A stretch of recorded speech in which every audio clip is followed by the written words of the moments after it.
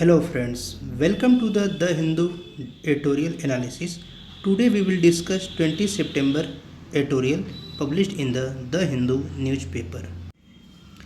तो इस एडिटोरियल में हम डिस्कस करेंगे the mantras that powered success at the G20 summit. इसके राइटर हैं सुहासिनी हैदर। और भारत ने G20 समिट जो भारत में हुई है, भारत की प्रेसिडेंसी में हुई है, इसमें बहुत बड़ा अचीवमेंट हमारे सामने ये आ रहा है।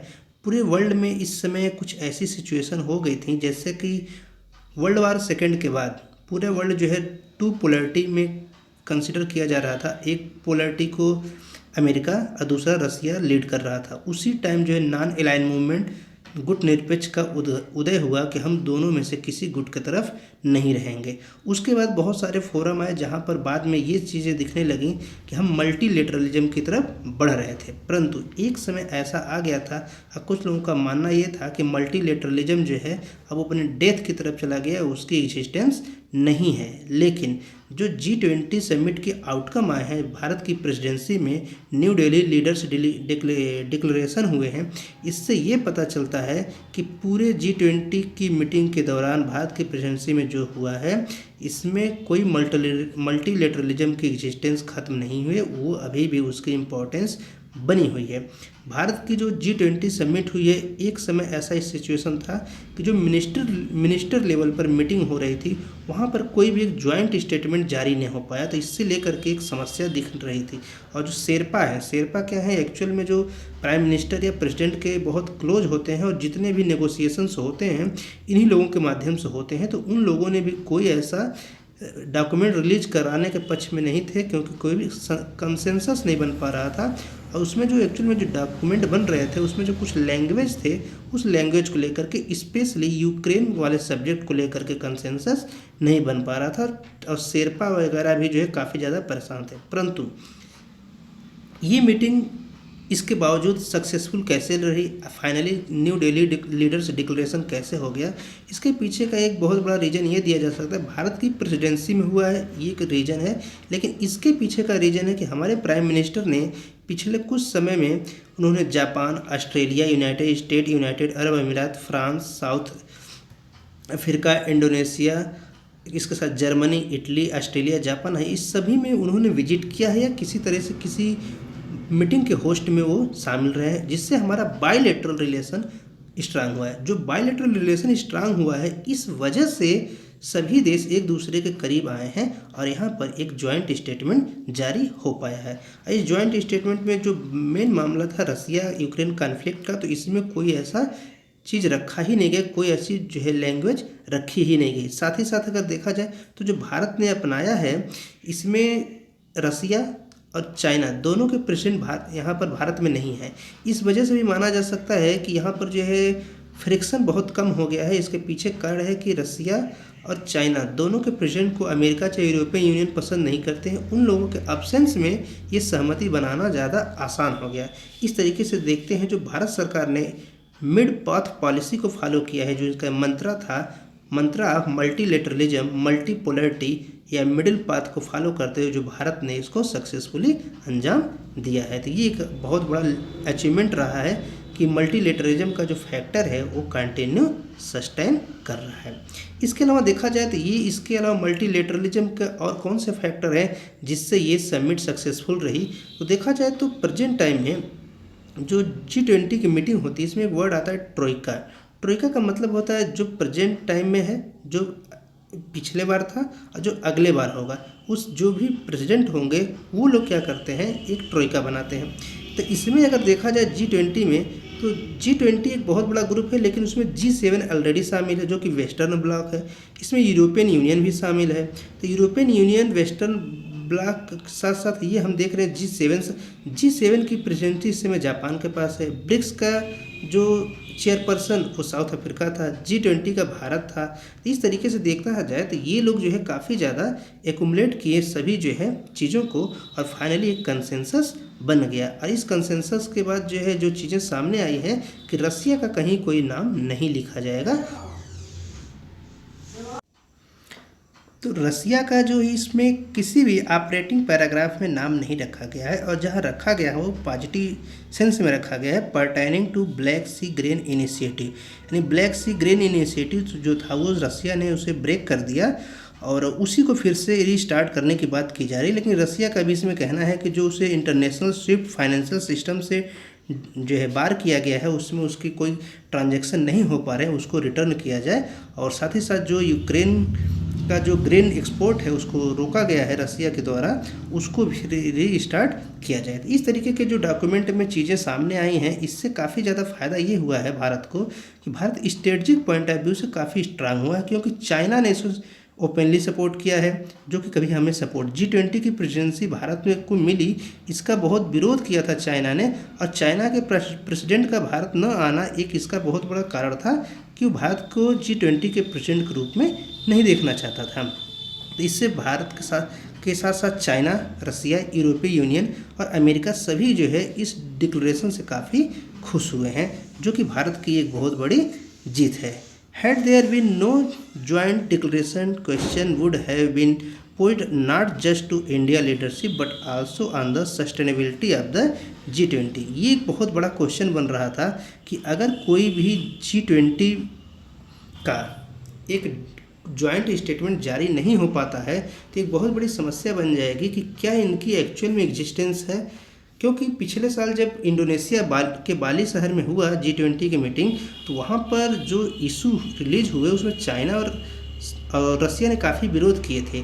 लेकिन अगर इस साल कोई जॉइंट स्टेटमेंट जारी नहीं हो पाता तो इसमें साफ साफ दिखता कि इनके ग्रुपिंग के बीच केवल फोटो सेशन हो रहा है और एक्चुअल में इनमें कोई कंसेंसस नहीं है। लेकिन इसके बाद एक बहुत बड़ा चीज़ सामने आया कि जो वेस्टर्न ब्लॉक है G7, साथ ही साथ जो भारत के साथ जो ब्रिक्स सम्मेलन है जिसमें भारत, चाइना, रसिया, साउथ अफ्रीका, ब्राज़ील है और अब और भी 6 कंट्री जोड़ लिए, कुल 11 कंट्री हो गए, इनके ग्रुप है। साथ ही साथ नॉन अलाइनमेंट मूवमेंट भी इस ग्रुप में G20 में शामिल है। तो अगर देखा जाए तो बहुत सारे जो है ग्रुपिंग जो हो करके भी इसमें एक कंसेंसस बन गया। ये जो है बहुत बड़ा फ़ायदेमंद बात है, क्योंकि नॉन अलाइनमेंट मूवमेंट की तरफ देखा जाए तो ये एक जो है मूवमेंट तब चला था जब polarity multipolar world duo polar Russia और अमेरिका को लेकर के चल रहे थे। लेकिन अब इस समय देखा जाए तो G20 खुद एक पोलैरिटी के रूप में उभर रहा है। अगर देखा जाए तो टर्की, जो कि भारत का जनरली सपोर्ट नहीं करता है, उसने भी सपोर्ट किया है और नॉन अलाइनमेंट मूवमेंट का मेंबर, जबकि वही केवल नहीं था। तो न्यू दिल्ली के डिक्लेरेशन से हम देख रहे हैं कि हमारा जो है काफ़ी ज़्यादा फायदा हुआ है। और हमारे साथ साथ अब भविष्य में जो ट्रोइका हैं, जैसे कि अब Indonesia, India, Brazil, south Africa, Indonesia ने पिछले साल कराया, इस साल भारत, अगले साल ब्राज़ील, उसके साउथ अफ्रीका, ये सब कैसे कंट्री हैं? ये डेवलपिंग कंट्री हैं। इनके पास जो G20 की होस्टिंग मिली है, तो ये अपने जो हैं एक प्रोपेगेंडा बना सकते हैं, एक आइडिया बना सकते हैं, उस आइडिया पर विजय पा सकते हैं और इससे जो है काफ़ी ज़्यादा फ़ायदा मिलना है। क्योंकि इसी साल देखा जाए तो आसियान का चेयरपर्सन इंडोनेशिया है, पिछले साल G20 का था। ब्रिक्स की चेयर जो है साउथ अफ्रीका के पास है, G7 की जापान के पास है, G20 भारत के पास है। अगर ये सब देश मिल करके आपस में सहमति न बनाते तो शायद ये न आ पाता, क्योंकि इसका एक सबसे जीता जागता उदाहरण ये है कि यूनाइटेड नेशन सिक्योरिटी काउंसिल आज तक एक सिंगल जो है रेजोल्यूशन पास नहीं करा पाया यूक्रेन के इशू को लेकर के, क्योंकि वहाँ पर वीटो पावर चाइना और रसिया द्वारा लगा दी जाती। लेकिन भारत ने एक स्टेटमेंट जारी करवा लिया, जो कि काफ़ी ज़्यादा महत्वपूर्ण बात है। बात की जाए support for a multipolar world, multipolarity की बात की जाए तो अमेरिका कभी नहीं चाहता है कि मल्टीपोलर, अमेरिका चाहता है कि सिंगल पोलर वर्ल्ड हो, जबकि चाइना उसको अपोज करता है। चाइना को लगता है कि बाईपोलर होना चाहिए, जिसमें चाइना एक पोलरिटी हो। लेकिन भारत कभी भी सिंगल पोलर या बाईपोलर या की बात नहीं करता है। भारत हमेशा मल्टीपोलर वर्ल्ड की बात करता है, मल्टीलेटरलिज्म की बात हम हमेशा करते रहे हैं। इसमें देखा जाए तो जो मल्टीपोलरिटी है, इसमें भारत का ही फायदा है, क्योंकि हमारे साथ साथ जो भी कंट्री हैं जो न तो चाइना के सपोर्ट में जा सकते हैं, ये चाइना की तरफ झुक सकते हैं, न रसिया की तरफ, न अमेरिका की तरफ। तो एक्चुअल में रसिया और अमेरिका की वजह से ही नॉन अलाइनमेंट मूवमेंट बना था। कूटनिरपेक्ष देशों का संगठन। लेकिन अगर फिर से वो सिचुएशन क्रिएट हो तो ये एक बहुत बड़ी समस्या को जन्म देगा कि हम किसी एक देश के पक्ष में नहीं रह सकते। जैसा कि देखा गया है यूक्रेन रसिया के युद्ध में जो 9 अलाइनमेंट मूवमेंट वाले कंट्री थे, स्पेशली टर्की को छोड़ करके किसी भी देश ने न तो अमेरिका का सपोर्ट किया, न यूरोपियन यूनियन का, न यूक्रेन का, न रसिया का। किसी भी देश के पक्ष में उन्होंने कोई सपोर्ट नहीं किया, जो कि ये रिप्रेजेंट करता है कि मल्टीपोलैरिटी इस वर्ल्ड की प्रेजेंट टाइम की रिक्वायरमेंट है, न कि सिंगल पोलैरिटी या बाईपोलैरिटी। इस समय देखा जाए तो चाइना राइज तो कर रहा है, लेकिन 1990 से 2010 के बीच में चाइना ने काफ़ी ज़्यादा राइज किया है। उसके वजह से वो रसिया का यूनाइटेड स्टेट का एक रिवाल भी बन गया है। बीजिंग को देखा जाए तो बेल्ट एंड रोड इनिशिएटिव उसने 2013 में शुरू किया था और अक्टूबर 2023 इसी साल उसके 10 साल पूरे होंगे, वो अपने 10th एनिवर्सरी मना रहा है। लेकिन उसमें देखा जाए उसने ट्रिलियंस ऑफ डॉलर जो है इंफ्रास्ट्रक्चर प्रोजेक्ट को कंट्रीब्यूट किया है डिफरेंट 90 कंट्रीज़ में। और एक्चुअल में देखा जाए तो वो उन छोटे देशों में ज़्यादा इन्वेस्टमेंट किया है जिनकी लोन चुकाने की क्षमता है ही नहीं, जैसे पाकिस्तान या अफ्रीका के देशों में, श्रीलंका में। इसका एक बहुत बड़ा कारण ये है कि वो एक कॉलोनियल माइंडसेट से गुजर रहा है और वो चाहता है कि पहले की तरह, उसका साफ साफ कहना है कि पहले सिल्क रूट हुआ करते थे जिसका उसका कब्जा था, वो आज भी ऐसा चाहता है। लेकिन चाइना की जो प्रेडेटरी फाइनेंसिंग वाली मामला है वो क्या करता है, किसी देश को पैसा देगा फिर से उसे ट्रैप में फंसा लेगा। इस साथ ही साथ जो उसके बाउंड्री वाले मामले हैं, जो भी उसके नेबर हैं जैसे कि भारत स्पेशली, उस सभी की बाउंड्री पर कब्जा करने की बात करें, यानी जियोग्राफिकली टर्म में देखा जाए तो वो काफ़ी ज़्यादा एग्रेसिव स्टैंड ले रहा है। अगर देखा जाए जियोग्राफिकल एक टर्म होता है थर्ड पोल, जैसे नॉर्थ पोल साउथ पोल के अलावा थर्ड पोल है हिमालय, जिसे हिंदू कुश हिमालय रीजन को मानते हैं, जो कि साउथ एशिया में है और दुनिया के जो तीसरा सबसे बड़ा जो largest volume of ice snow वहाँ पर कवर्ड है। उसी तरीके से देखा जाए इस मीटिंग में एक वर्ड और सामने आया है, ग्लोबल साउथ।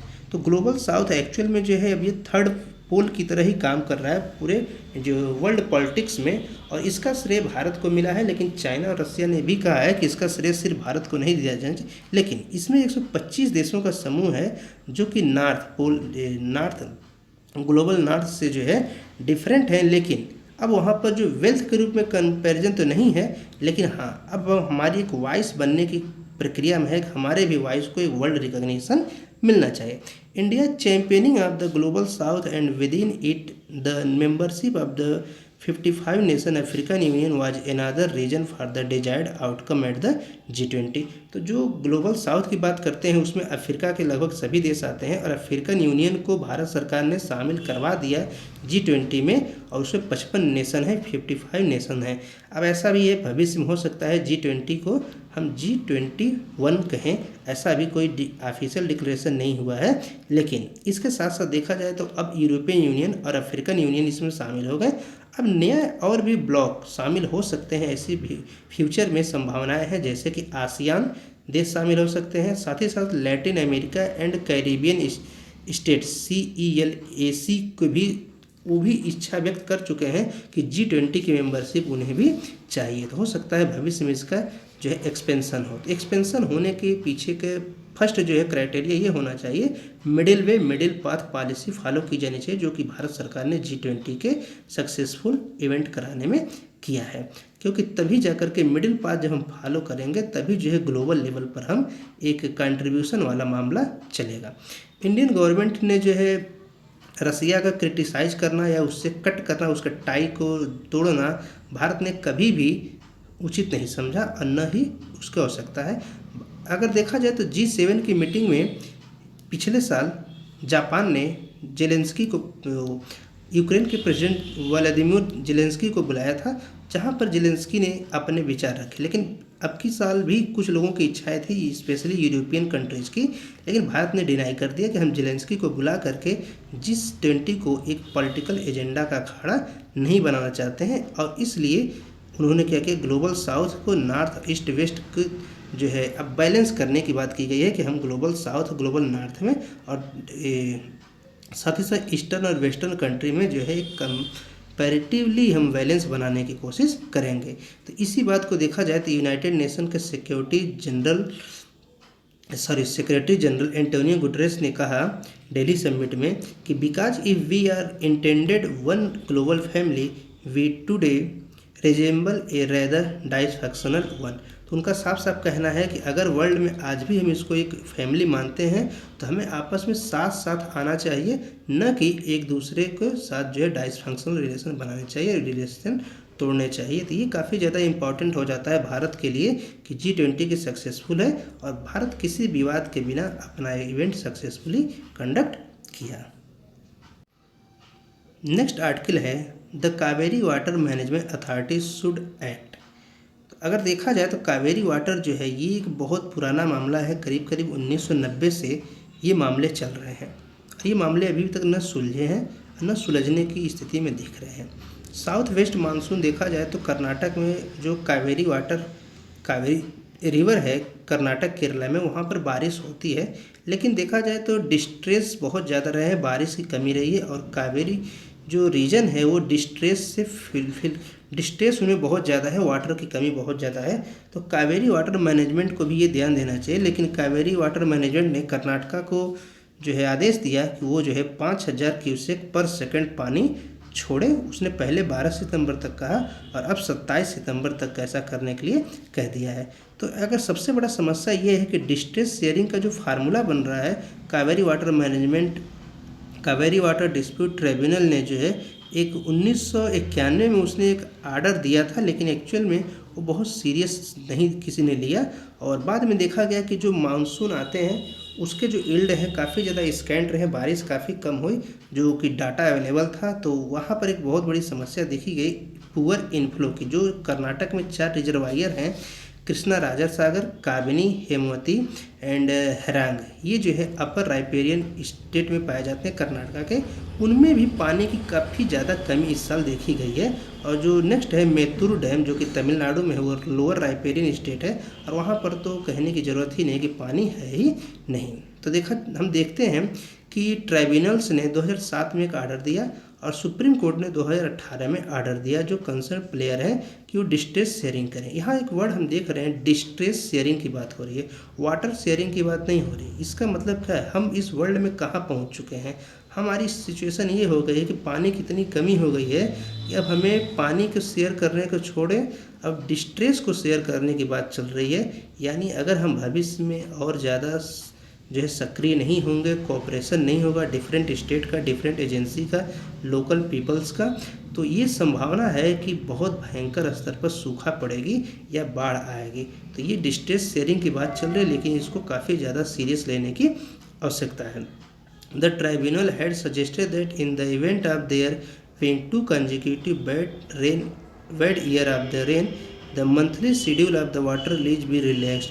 तो जो उनका कहना है कि जो एक्चुअल में आर्डर है उसमें थोड़ा रिलैक्सेशन होना चाहिए, जो मंथली वाटर लीज के लिए बात की जा रही है, क्योंकि जो रिजर्वायर हैं उनमें ही पानी जो मिनिमम होना चाहिए उसको भी वो फुलफिल नहीं कर पा रहे हैं और इसके वजह से बहुत बड़ी समस्या क्रिएट हो रही है।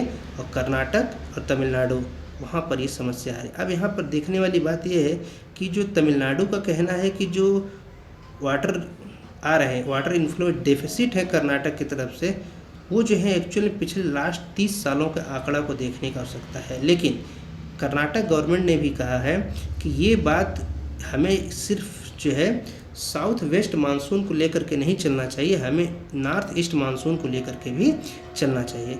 कर्नाटका का जो है ये कहना है कि जो डेफिसिट है इन्फ्लो में रिजर्वायर में, वो उसको मेंटेन करना काफ़ी ज़्यादा डिस्ट्रेस सिचुएशन हो गया है। इसलिए जब तक हम नॉर्थ ईस्ट मानसून को, जो कि अक्टूबर से दिसंबर में होता है, स्पेशली उस टाइम तमिलनाडु में ज़्यादा बारिश होती है और कर्नाटक में नहीं होती है, उसे भी काउंट करना चाहिए। जो हम यहाँ डिस्ट्रेस शेयरिंग की बात कर रहे हैं, जो भी एक कैलकुलेशन की बात की जा रही है, कर्नाटक का कहना है कि हमें जून से सितंबर जो साउथ वेस्ट मानसून है, साथ ही साथ अक्टूबर से दिसंबर जो नॉर्थ ईस्ट मानसून है, उन दोनों को कंसिडर करने के बाद ही हमें इसको एक्टिव करना चाहिए। अदरवाइज हमारे यहाँ जो कर्नाटक में पानी की जो इरिगेशन है, ड्रिंकिंग वाटर है या अन्य सप्लाई के लिए काफ़ी कमी हो जाएगी, क्योंकि अब अगले 8 महीने तक कोई बारिश मिलने वाली कर्नाटक को नहीं है। तो इस तरीके से देखा जाए तो ये काफ़ी ज़्यादा समस्या है, लेकिन ये समस्या केवल 2 राज्यों की नहीं है, ये किसी भी राज्य में सिचुएशन क्रिएट हो सकती है। और ड्राउट की सिचुएशन सिर्फ कावेरी और कृष्णा में नहीं है, ये सिचुएशन किसी भी जगह पर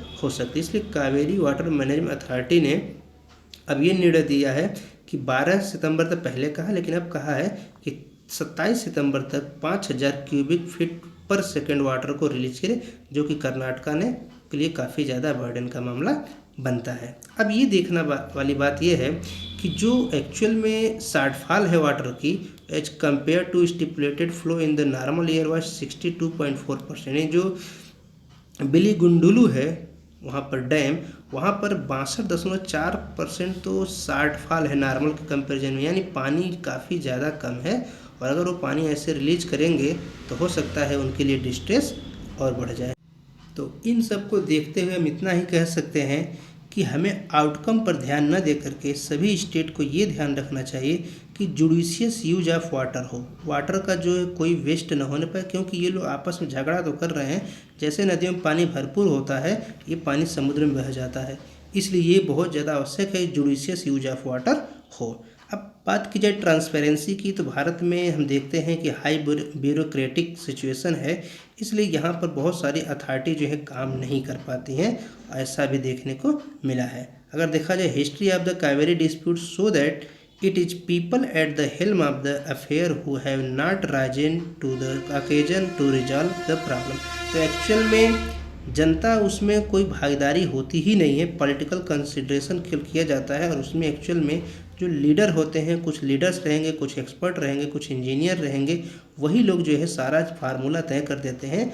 लोकल पर्सन की कोई कंसर्न को कंसिडर नहीं किया जाता है, और इसमें ज़्यादातर मामला पॉलिटिकली मोटिवेटेड होता है। इसलिए भी यहाँ पर समस्या ये आ जाती है कि वो पूरी प्रॉब्लम को सॉल्व नहीं किया जाना संभव नहीं हो पा रहा है। जैसा कि हमने कहा कि 1991 से मामले चल रहे हैं, लेकिन आज तक ये समस्या समाधान नहीं हो पाए। So putting out all the facts in the public domain will help the Kaveri water management authority dispel misconception in both state about their issue, given that the Kaveri has always been emotive subject. तो एक emotive subject तो है ही, लेकिन इसे हमें एक transparency ला करके दूर किया जा सकता है। नेक्स्ट आर्टिकल है छोटे वाले में सीरियस एलिगेशंस। देखा जाए तो इंडिया और कनाडा के जो रिलेशन बिगड़े हैं, उसमें एक्चुअल में एक तरफा रूप से अचानक में जस्टिन ट्रूडो ने जो बयान दिया है, एलिगेशन लगाए हैं भारत के खिलाफ, वो एक बहुत बड़ा इशू बन करके उभर रहा है। और उसने कहा कि जो इंडियन गवर्नमेंट के किसी एजेंट ने या एजेंसी ने उसकी हत्या कराया है, लेकिन अगर देखा जाए तो वो जो निज्जर है, वो निज्जर को इंटरपोल ने भी रेड कॉर्नर नोटिस जारी कर दिया था, जो कि कनाडा को ये बात पता है। भारत सरकार की एनआईए, पंजाब पुलिस की भी वो डिमांड थी कि उसको भारत को सौंपा जाए। तो ये एक क्रिमिनल था, आतंकवादी था, उसकी हत्या कौन किया ये जो है अभी मामला कंफर्म नहीं हुआ है, परंतु कनाडा ने कहा कि उसकी एजेंसियों ने कुछ क्लू पाए हैं, लेकिन अभी उसने कोई क्लू दिया नहीं है। और इस तरीके से उसने भारत पर आरोप ही नहीं लगाए, बल्कि उसने एक सीनियर इंडियन डिप्लोमेट्स को भी एक्सपेल कर दिया, देश छोड़ने के लिए कह दिया। तो भारत सरकार ने भी ऑन द स्पॉट एक कैनेडियन हाई कमिश्नर में एक डिप्लोमेट्स को 5 दिनों के अंदर देश छोड़ने के लिए कह दिया। अब देखा जाए तो कनाडा ने यूनाइटेड स्टेट, ऑस्ट्रेलिया, अन्य देशों को भेजे जो 5 आई है इंटेलिजेंस शेयरिंग एग्रीमेंट में, उनको भी उकसाया है कि वो लोग भी भारत के खिलाफ एक्शन ले, लेकिन उन लोगों ने कहा कि हम ऐसा कुछ नहीं करेंगे। लेकिन हाँ, ये डीप कंसर्न का इशू है। और एक्सटर्नल अफेयर मिनिस्ट्री जो भारत सरकार की, उसने खुद कनाडा को कहा कि कनाडा के डिप्लोमेट्स तो खुद एंटी इंडिया है, एक्टिविटीज़ में इन्वॉल्व है। कनाडा में बहुत सारे खालिस्तानी आतंकवादी ऐसे बैठे हैं जो भारत के खिलाफ षड्यंत्र रचते हैं, कुछ जो भारत के खिलाफ जो है दंगे करवाते हैं या विरोध प्रदर्शन करवाते हैं, रैलियाँ निकलवाते हैं। तो कनाडा गवर्नमेंट तो स्वयं ही जो है उन्हें सपोर्ट कर रही, क्योंकि उनके ऊपर एक्शन न ले करके कनाडा स्वयं ही उन्हें सपोर्ट कर रहा है। और जब उसकी एक सिटीजन जो कि भारतीय सिटीजन था, वो छोड़ करके चला गया भारत और आतंकवादी गतिविधियों में शामिल वहाँ का सिटीजन बन गया, तो उसको ये अपना सिटीजन मान रहा है और उसको कह रहा है कि हमारे जो है कैनेडियन सॉवरेनिटी का मामला बनता है। तो ये जो है काफ़ी ज़्यादा सीरियस हो गया। और ये देखा जा रहा है कि पहले ये काम पाकिस्तान करता था कि नेम कॉलिंग वाली बात चलती थी कि भारत ने ये किया वो किया, तो ये पाकिस्तान भारत के ऊपर आरोप लगाता रहा, लेकिन ये काम विश्व में कोई और देश नहीं करता था। लेकिन कनाडा ने पाकिस्तान की राह पकड़ ली है और इस तरीके से एलिगेशन लगाना काफ़ी ज़्यादा गलत है। अगर देखा जाए तो नाटो जो है वेस्टर्न कनाडा जो है वो नाटो अलायंस का मेंबर है और एक्चुअल में भारतीय बहुत सारे इंडियंस भारतीय और इंडियन ओरिजिन कैनेडियन पीपल का इस पर बहुत ज़्यादा इम्पैक्ट पड़ने वाला है, क्योंकि भारत के बहुत ज़्यादा लोग कनाडा में रहते हैं और सिख कम्युनिटी के 7,70,000 लोग वहाँ पर रहते हैं। एक्चुअल में ये 7,70,000 जो है उन्हीं पर जस्टिन ट्रूडो की नज़र है, क्योंकि 2025 में वहाँ पर इलेक्शन है। अगर देखा जाए ये रिश्ते पहले भी बिगड़ चुके हैं। 1973 के बाद से कोई प्राइम मिनिस्टर भारत का कनाडा यात्रा तक नहीं किया। 2015 में प्राइम मिनिस्टर नरेंद्र मोदी ने किया था, लेकिन फिर से रिश्ते बिगड़ते हुए दिख रहे हैं, जो कि एक बहुत बड़ी समस्या को जन्म देने वाला है। तो जो निज्जर था वो actually chief of the Khalistani tiger force का मेंबर था, जो भारत के लिए वांटेड था और वो टेरर ऑपरेशन चला रहा था। लेकिन एक्चुअल में कनाडा गवर्नमेंट को जो एक्शन लेना चाहिए था उसके विपरीत उसने लिया है। तो ये एक बहुत बड़ा सीरियस है मामला है, आगे हम देखते हैं। लेकिन यहाँ पर एक बात ध्यान देने वाली है कि हमें कनाडा से रिश्ते बिगाड़ने की आवश्यकता नहीं है, लेकिन किसी भी तरह से दबने की आवश्यकता नहीं है। वर्ल्ड पॉलिटिक्स में न कोई दोस्त होता है न कोई दुश्मन होता है, समय समय की बात होती है। और कनाडा हमारा जो फॉरेन इन्वेस्टमेंट आते हैं 0.5% यानी आधा % इन्वेस्टमेंट कनाडा से आए हैं। और ट्रेड पार्टनर की बात की जाए फॉरेन इन्वेस्टमेंट के मामले में तो कुल 9वें पोजीशन 9वें स्थान पर कनाडा आता है। यानी कनाडा का योगदान ठीक ठाक है, लेकिन इस बात को ध्यान देना चाहिए कि ट्रेड रिलेशन कभी भी डिप्लोमेटिक रिलेशन ख़राब करने पर नहीं बनाए जा सकते हैं। तो ये था 20 सितंबर 2023 का एडिटोरियल। इसे हम यहीं पर कंप्लीट करते हैं। और अगर आप चैनल पर नए हैं तो चैनल को सब्सक्राइब करें, लाइक करें, शेयर करें। So thanks for the watching. जय हिंद, जय भारत।